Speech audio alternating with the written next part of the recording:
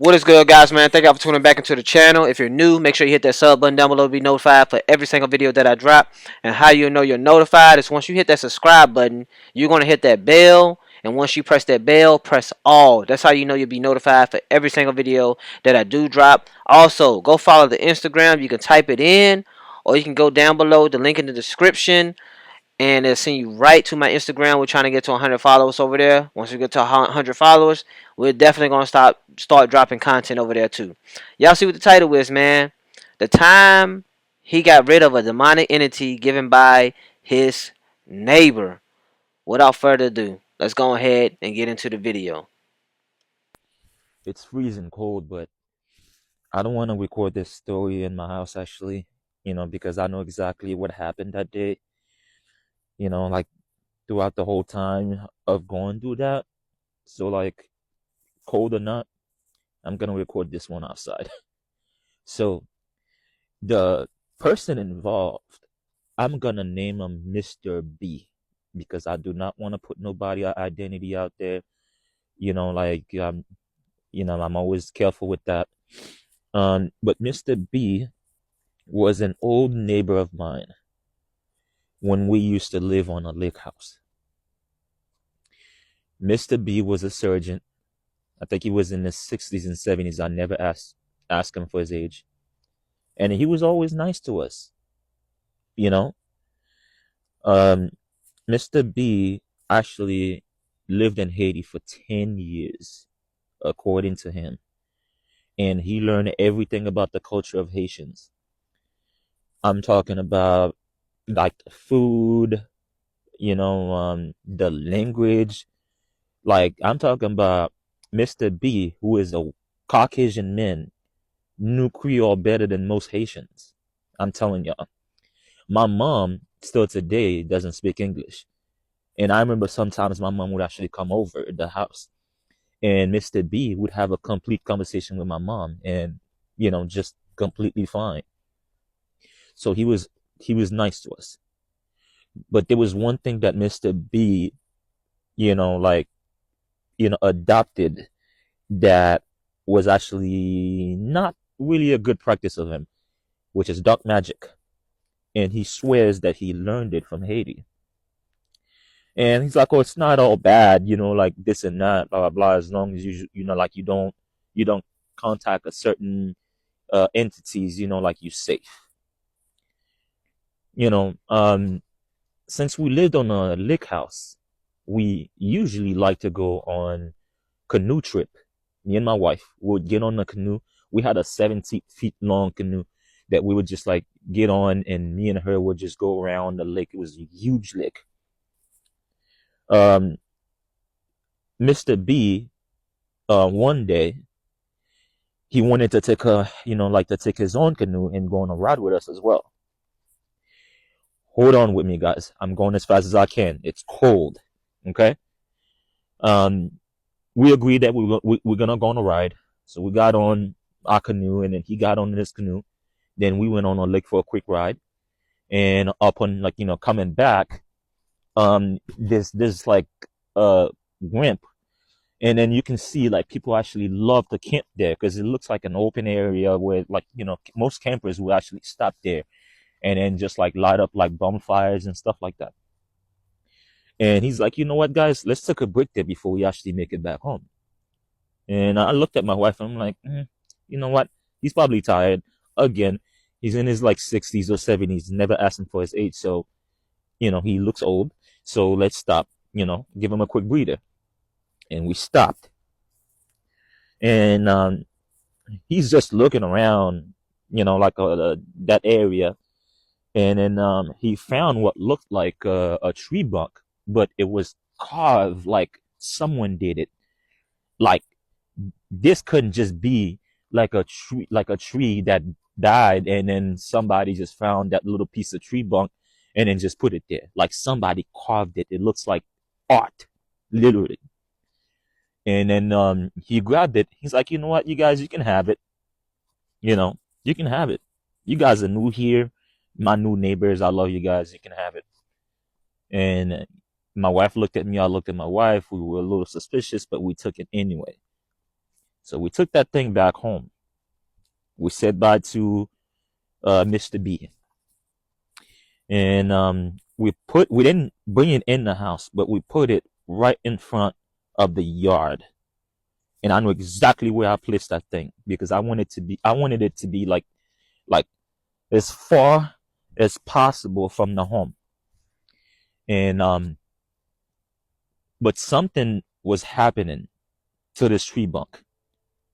Every single day that I come home from work, this tree bunk was actually being moved closer and closer. You could tell me that it was Dr. Bob who was actually moving it, but I think this thing was moving its own. And literally, it went on for a while. Every single time I would come home, this thing would be moved closer, closer to the home. And then stuff started to happen inside the house. I would come home and then I would usually leave some lights inside. So when I pull up in front of the house, I can see what's going on inside the house. And then I just keep seeing this very tall figure who looks like like an army person, like an old school, like army person, just walking back and forth. And that went on for a while again. And then the energy inside the house changed. Me and my wife, we was fighting like constantly. Like the energy was just not there. Everything was just happening. Like everything that you could think that could go wrong actually went wrong for us.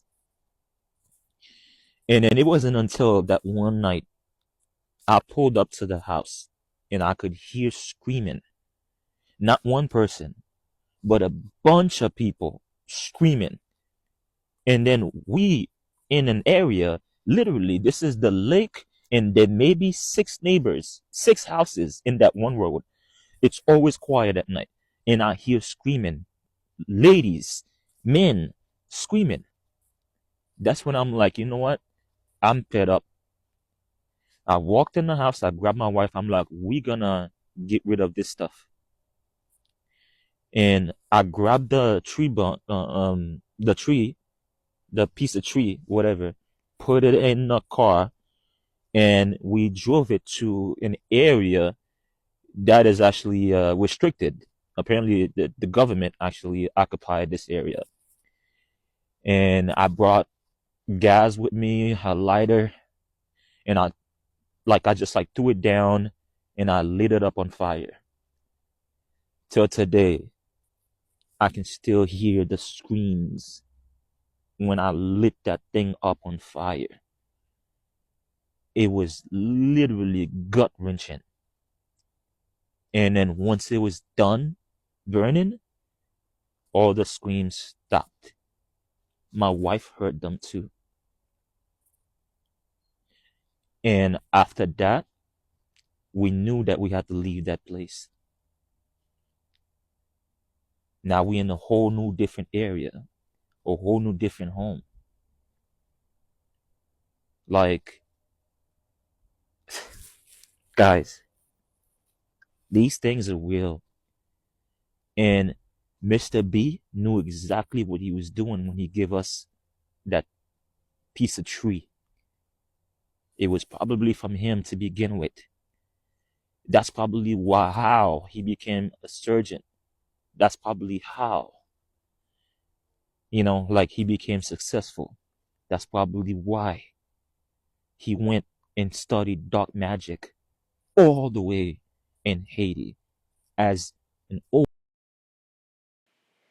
Yeah, dude knew it. Yeah, he definitely knew exactly what he was doing, man. Why would somebody just offer you a carved up bark tree out of nowhere? You know, personally, me, I wouldn't have even took it. What I'm gonna do with it? You know what I'm saying? Um, Crazy story. This teaches us a valuable lesson, man, to not be taking any gifts from anybody, strangers or whatever the case may be. If you feel like something is off about the gift, and I was listening to Pastor Philip Mitchell this morning, and he said we got to pray for discernment. of the people we're around, the things that we're trying to do in life, everything all over the board. Pray for discernment. When you have that discernment, you'll be able to discern and make decisions based off God. God will let you know what's right and what's wrong. He'll put it in you. You know what I'm saying? You can feel when things are a little off. So always pray for discernment of whatever situation you're in. And if you feel off putting about the situation, pray about it. That's a valuable lesson, man.